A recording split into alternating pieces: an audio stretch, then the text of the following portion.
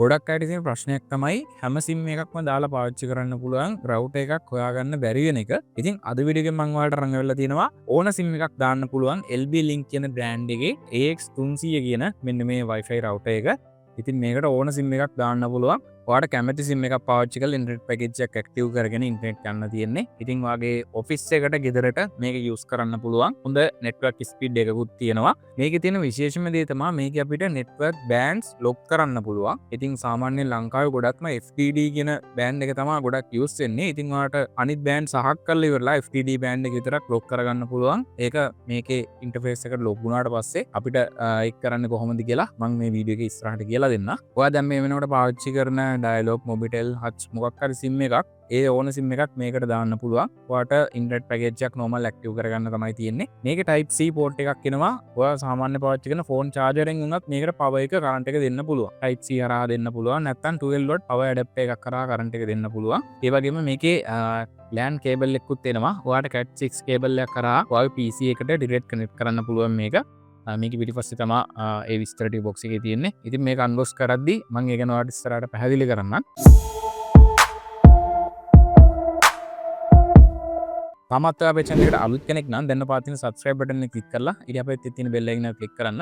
එතකොට මේ වගේ videos ඔයාලට ඉස්සරහට බලා ගන්න පුළුවන්. ඉතින් මම වීඩියෝ එකේ මුලින් කිව්වා වගේ මේකේ signal bands ගොඩක් support කරනවා. ඒ වගේම ඔයා මේක ගන්නවා නම් ඔයාට මේක ගන්න පුළුවන් Shan Store Facebook page එක කරා FB එකට ගිහලා search කරන්න Shan Store කියලා. එතකොට නිල් පාට logo එකක් තියෙන page එකේ ඒ page එකට WhatsApp message එකක් දාලා ඔයාට මේක ඔයා ඉන්න තැනටම ගෙන්න ගන්න පුළුවන්. ලංකාවේ ඕන තැනකට delivery කරනවා. එහෙම නැත්නම් shanstore.lk website එක කරා ඔයාට මේක order කරන්න පුළුවන්.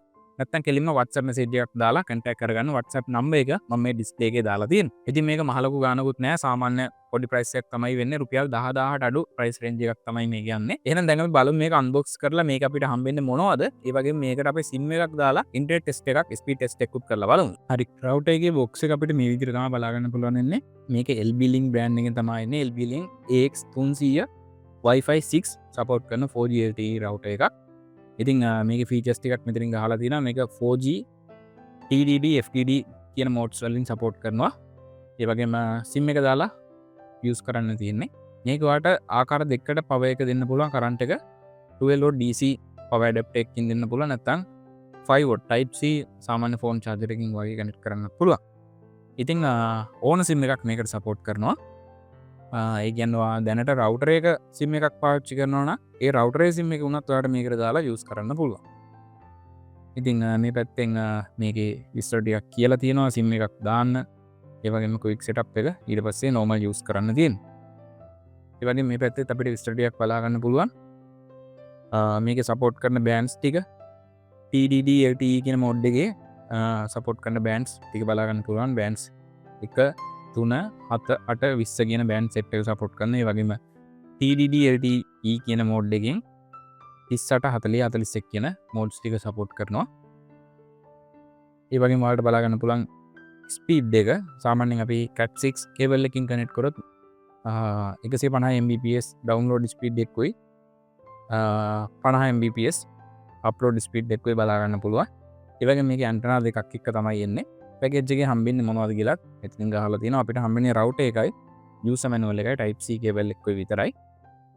ඉතින් ওই ටික තමයි box එකේ තියෙන්නේ. වෙන විශේෂ මොකුත් නැහැ. router එක එළියට නම් පෙන්වන්න මොන වගේද මේකේ තියෙන්නේ කියලා.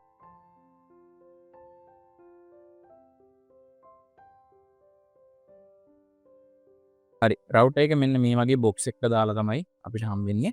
උඩින්ම තියෙනවා user manual එක. මේක setup කරගන්නේ කොහොමද කියලා මේකෙන් ඔයාලට බලා ගන්න පුළුවන්. router එක connect කරලා මේකේ IP address එක විදිහට අපි browser එකේ මේක තමයි type කරන්න ඕනේ 192.168.1.1 කියලා type කරන්න තියෙන. ඊට පස්සේ username එක password එක විදිහට admin කියලා ගහලා sign in වෙන්න තියෙනවා. එතනින් ඔයාලා password එකෙන් වෙනස් කරගන්න පුළුවන්. ඒවා ටික මම මේක connect කරලා දෙන්නම්. ඉතින් අපිට හම් වෙනවා type C to USB cable එකක් මෙන්න මේ විදිහේ.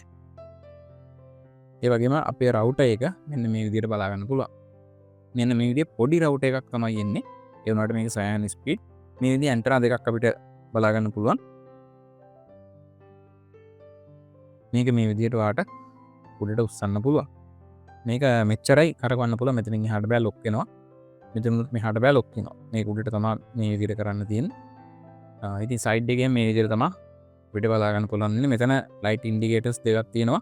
මේකට අපි කරන්ට් එක දුන්නාම මේ ලයිට් දෙකම පත් වෙනවා. ඒ වගේම SIM එක දාලා නෙට්වර්ක් වැඩ කරන්න ගත්තාම මේ බල්බ් එක බ්ලින්ක් වෙවි නිමි නිමි තමයි පත් වෙන්නේ. ඉතින් මේ වගේ ලොක් එකක් තමයි තියෙන්නේ. මේකේ බැක් එකේ බැලුවොත් අපිට බලා ගන්න පුළුවන් මෙතනින් අපිට කරන්ට් එක දෙන්න පුළුවන් 12 වොට් charging adapter එකක් ඔයා ගාව තියෙනවා නම් ඒකෙන් කරන්ට් එක දෙන්න පුළුවන්. නැත්නම් type C port එක කරා දෙන්නත් පුළුවන්. මේ type C cable එකේ මේ පැත්ත ගහන්න තියෙන router එකට ඊට පස්සේ අනිත් පැත්ත වගේ සාමාන්‍ය ෆෝන් charger එකක් වගේ පාවිච්චි කරලා මේකට කරන්ට් එක දෙන්න පුළුවන්. ඉතින් මේක තමයි ලේසිම ක්‍රමය. ඊළඟට මෙතන අපිට LAN cable එක ගහන්න පුළුවන්. Cat 6 cable එකක් කරහා connect කරන්න පුළුවන් ඔයාගේ PC එකට කෙලින්ම ඉන්ටර්නෙට් යන්න. ඒ වගේ මෙතනින් තමයි SIM එක දාන්න තියෙන්නේ. nano SIM එකක් තමයි දාන්න තියෙන්නේ. මෙතන තියෙනවා reset button එක. ඊළඟට මේකේ යටිපැත්ත වලත් අපිට බලා ගන්න පුළුවන් password එක. ඒ වගේම login details වගේ දේවල් ටික බලා ගන්න පුළුවන්. දැන් අපි මේක කනෙක්ට් කරලා බලමු කොහොමද මේකේ ස්පීඩ් ටෙස්ට් එකක් කරලා මොන වගේද ස්පීඩ් එක කියලා දැන් චෙක් කරමු. ඊට කලින් මම මේකට පවර් එක දීලා ඔයාලට පෙන්වලා ඉන්නම් කොහොමද මේක මේ ලයිට් එහෙම වැඩ කරන්නේ කියලා. හරි මම දැන් මේකට පවර් එක දෙන්න තමයි යන්නේ. type C cable එක කරා තමයි කරන්ට් එක දෙන්නේ. එතනින් ගහන්න තියෙන cable එක. එතකොට මේ බල්බ් දෙක කහ පාටින් පත් වෙනවා ඔයාලට පේනවා ඇති. ටිකක් කහ පාට වගේ එළියක් වෙනවා ඔයාලට පේනවා ඇති. මම දැන් SIM එක පොඩ්ඩක් දාන්නම්. hot SIM එකක් තමයි දාන්න යන්නේ. nano SIM එකක්.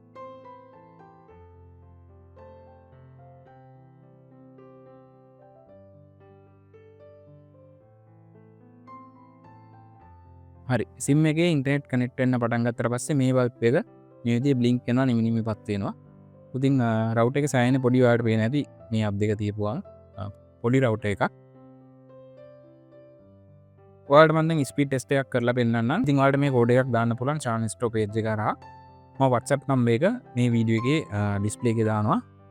WhatsApp message එකක් දාලා ඔයා ඉන්න තැනටම ගෙන්න ගන්න පුළුවන් warranty එකක් එක්ක. ඔයාලට channel store එකෙන් cash on delivery ගන්න පුළුවන්. නැත්නම් Coco payment, basic payment, bank deposit වගේ කරලා ඔයාලා ඉන්න තැනටම මේ router එක ගෙන්න ගන්න පුළුවන්.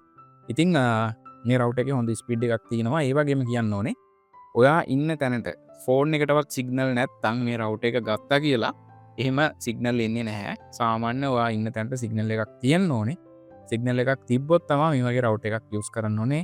ඔයා SIM එකක් දාලා. මොකද ඔයා පාවිච්චි කරන SIM එකට ෆෝන් එකට දාපුවම ෆෝන් එකේවත් සිග්නල් නැත්නම් මේක මේව ගත්තා කියලා ඉතින් අමුතුවෙන් සිග්නල් එන්නේ නැහැ. ඒකත් කියන්න ඕනේ.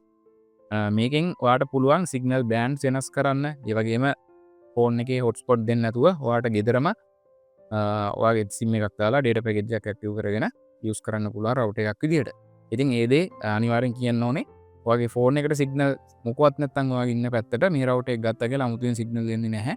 සාමාන්‍ය සිග්නල් තියෙනවා නම් ඒක පොඩ්ඩක් වැඩි වෙන එක තමයි වෙන්නේ මේ router එකෙන්. හරි. එහෙනම් අපි යමු ස්පීඩ් ටෙස්ට් එක කරන්න. හරි. මම router එකට hot SIM එකක්ම තමයි දාලා තියෙන්නේ. දැන් අපි ස්පීඩ් ටෙස්ට් එකක් කරලා බලමු.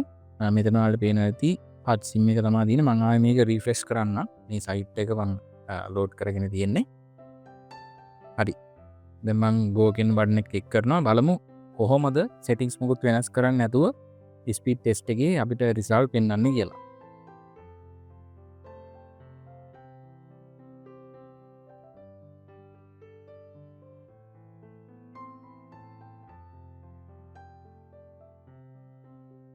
මම මේ ටෙස්ට් එක කරන්නේ රෑ 8ට 8:05යි දැන් වෙලාව. ඉතින් මේ වෙලාවේ දන්නවනේ සාමාන්‍යයෙන් hot SIM එකක් රෑ වෙද්දී හැමෝම දන්න දේ තමයි ටිකක් ස්ලෝ වෙනවා ගොඩක් කට්ටිය ඉන්ටර්නෙට් යූස් කරන නිසා.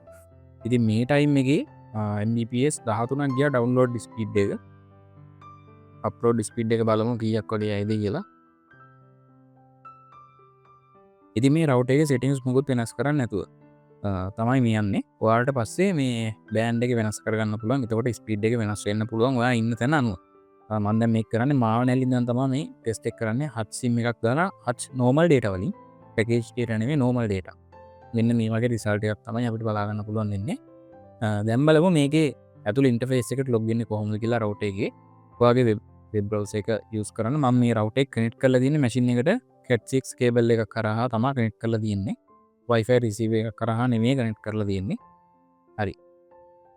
දැන් router එකේ ඇතුළේ ඉන්ටර්ෆේස් එකට log වෙන්නේ මේ IP address එක ගහන්න ඕනේ 192.168 .1.1 දාලා එන්ටර් ගියකෝ බලන්න.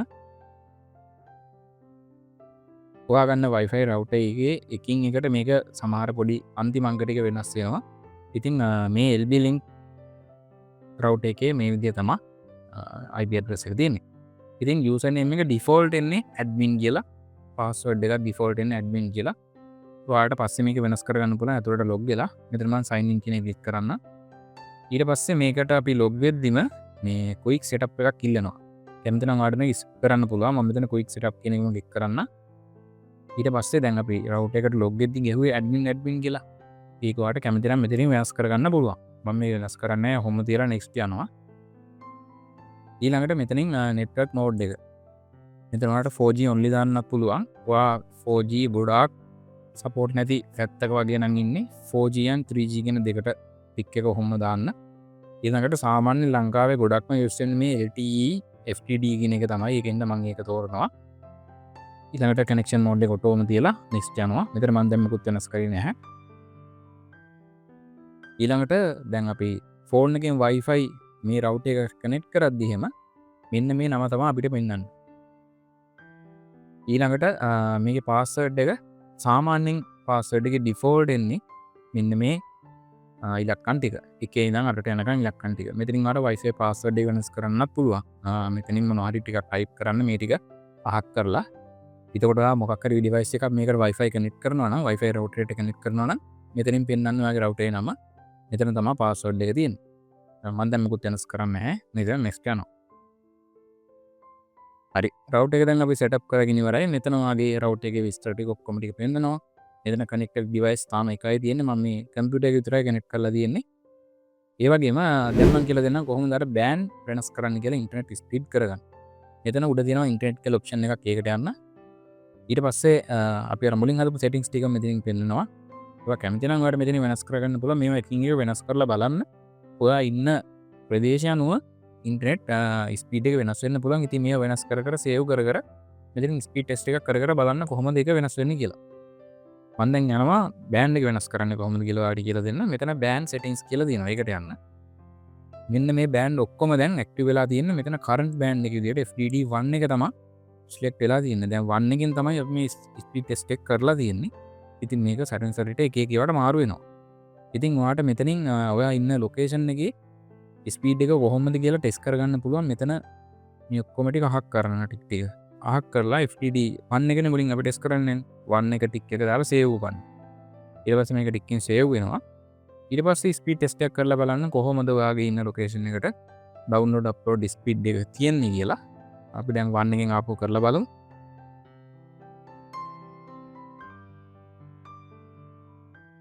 මම වීඩියෝ පොඩ්ඩක් ස්පීඩ් යවන්න නැත්නම් වීඩියෝ ගොඩක් දික් වෙන හින්දා.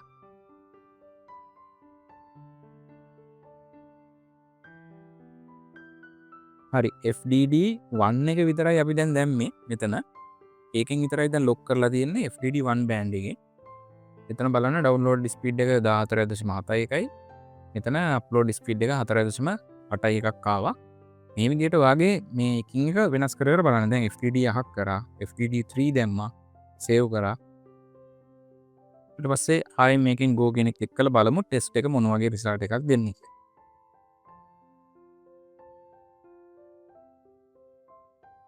පාවනේ හබ් සිම් එක තමයි මම යූස් කරන්නේ. ඒකෙන් තමයි මේකම ටෙස්ට් ටික කරන්නේ. මෙතනින් ඔයාලට මේ බෑන්ඩ් ලොක් කර කර බල හොඳම network speed බෑන්ඩ් එකට දාලා ඒක සේව් කරලා දිගටම යූස් කරන්න පුළුවන්.